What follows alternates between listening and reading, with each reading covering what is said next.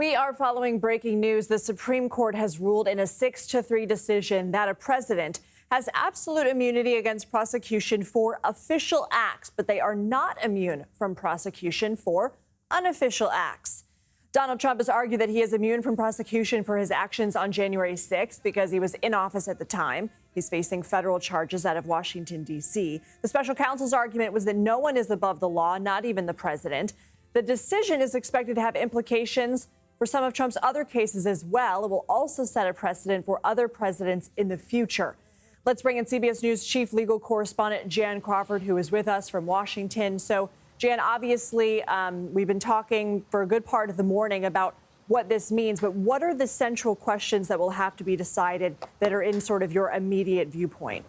Well, I mean, I think this goes now, of course, back to Judge Tanya Chutkan, who's going to have her work cut out for her. I mean, she's got a lot of work to do. She's going to get some papers from special counsel Jack Smith about what is considered an unofficial act that the special counsel could go forward with on a trial against President Trump. This is no doubt, this ruling, I think, a win for President Trump, but it's not a complete slam dunk victory. It does not foreclose the door to prosecution by any means. It rejects his most sweeping arguments about immunity. He had argued that he was absolutely immune from prosecution, among other reasons, because he was not convicted by the Senate after impeachment. The court says flatly in this opinion by John Roberts, the Chief Justice, that finds no support in the text of the Constitution. They completely say they are not going to embrace that sweeping argument by Trump. But as you said, they're rejecting the government's argument as well. So they've taken this middle ground, which is what we thought they would do after the argument. I do think it is surprising, as we've talked about, they've given the lower court judge more of a roadmap on the kind of things that may be considered unofficial. And so, for example, conversations with the vice president, with members of the Justice Department, those are kind of core kind of duties of the president to communicate with people in his administration. That would be considered official unless the government can show that there are other purposes to it. For example, did Trump have any business talking to the vice president about certification? That's not something that is really delegated to the president to be concerned about. So that's going to be, I think, part of how they try to parse that. It's going to take some time. I think it's going to make it difficult for a trial to take place before November, but I don't think that we can say it's impossible.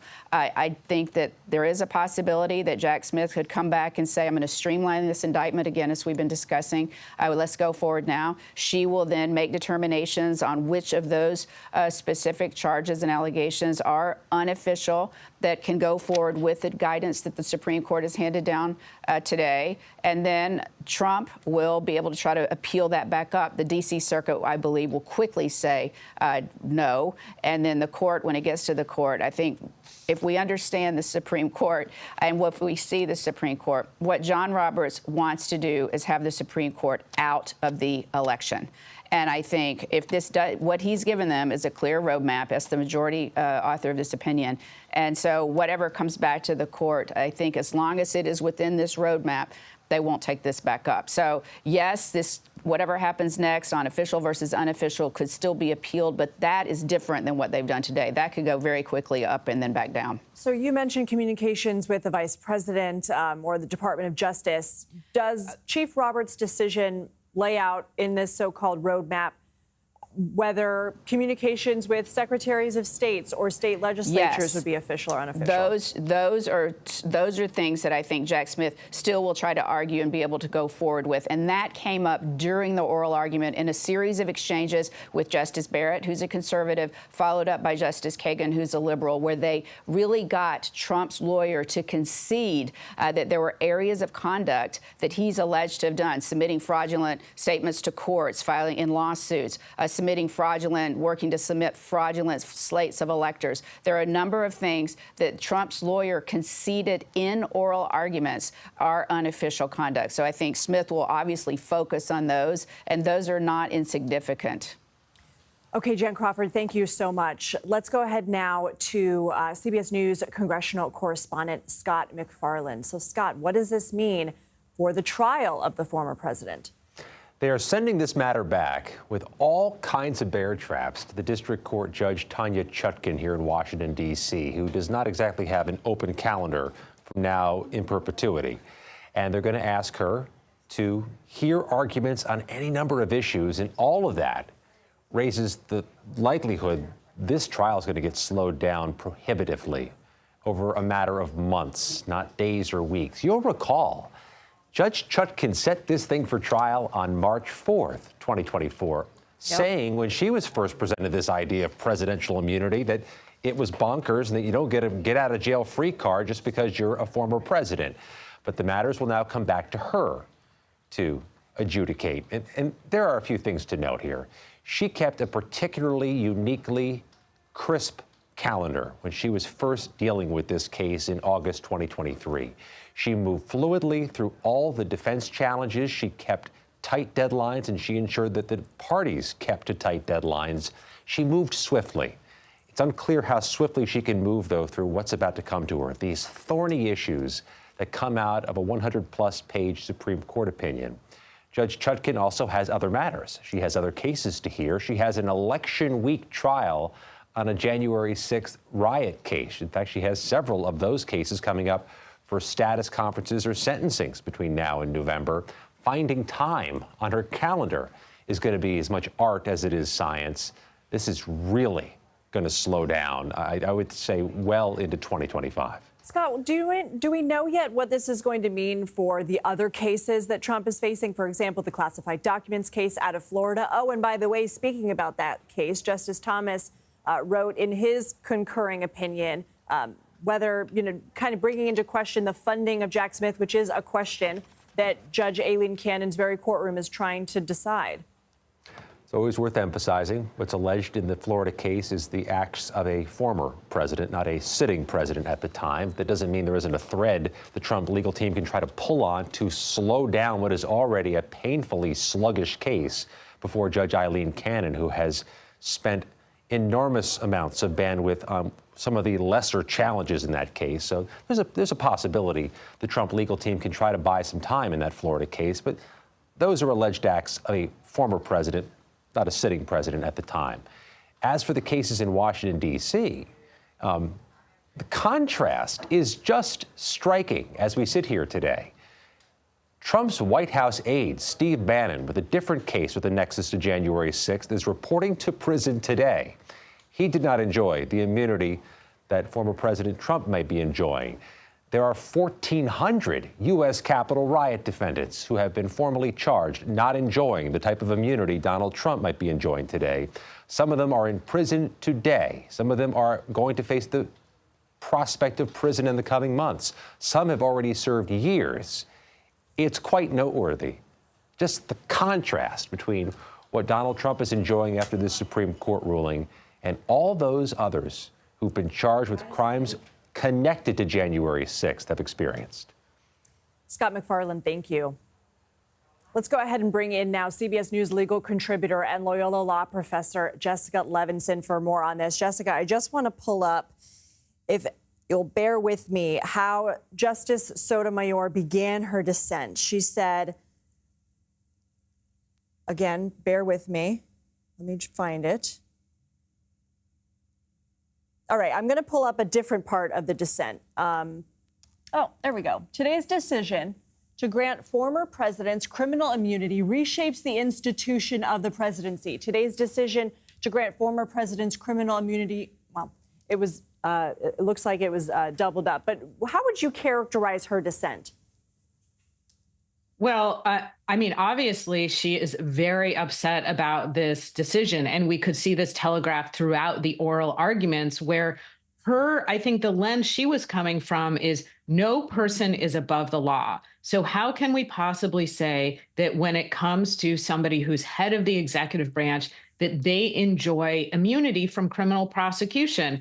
And I think what she's saying is there's just something different about criminal cases, that the public's interest in saying we can hold a president or former president accountable for their actions is higher than, for instance, it is in civil suits, where we know that there is absolute immunity from liability based on official acts.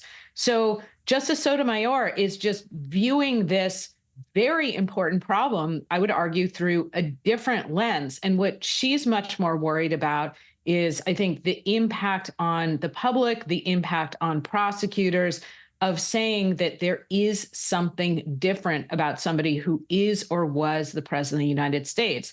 And the majority is just viewing this question again through a different lens, saying presidents are different, and that when it comes to certain things that only presidents can do, for instance, they should enjoy immunity from criminal prosecution, in part because it's not that we're worried about former President Trump necessarily. It's that we're worried that any current or former president would be subject to a variety of criminal cases that could undermine their ability to do their jobs. And so it just, I don't know how to kind of frame this other than really different lenses to view this constitutional question. During oral arguments, there was a lot of back and forth over whether a president can only be criminally charged if he or she was impeached and convicted first. Did the decision address that? Yes. So the argument here that the former president put forward, saying I have to first be impeached by the House and convicted by the Senate, is not an argument that the Supreme Court adopted. That's not what the majority was saying here. The majority said something different, which is they did give the former president a win in terms of finding some immunity from criminal prosecution, but it's not based on the idea that first you need to be impeached and then you need to be convicted. It's based on what they view as frankly, a separation of powers concerns and the need to protect not an individual, but the office of the presidency and former presidents. And again, we can have a discussion about where we would each draw the line, but it's a really good question. They did not adopt, and we could see this in oral arguments, they didn't adopt this argument that no criminal prosecutions unless you're first impeached and convicted. What does this mean for, we discussed with Scott sort of what this means for the former president's other criminal cases that he faces, particularly in Florida. But have you begun to view this decision in the lens of what defendants are facing in Georgia and Arizona for racketeering, for fraud, for conspiracy, forgery?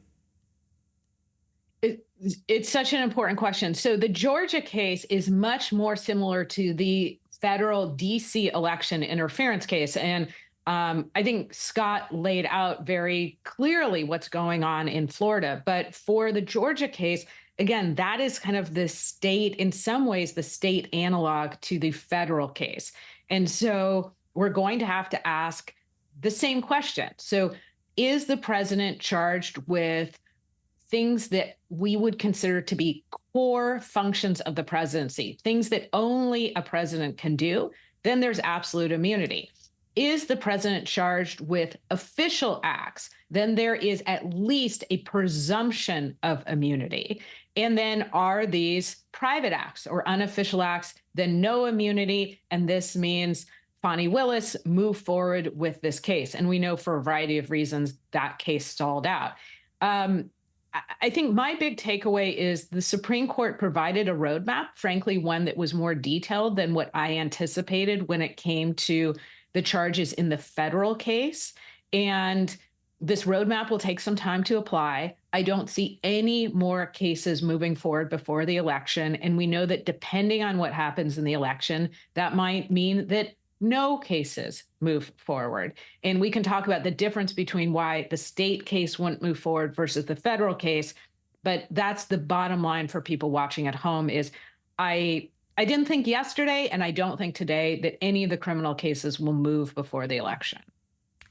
Okay, we'll have to move state versus federal to another day. Jessica Levinson, thank you so much. Our coverage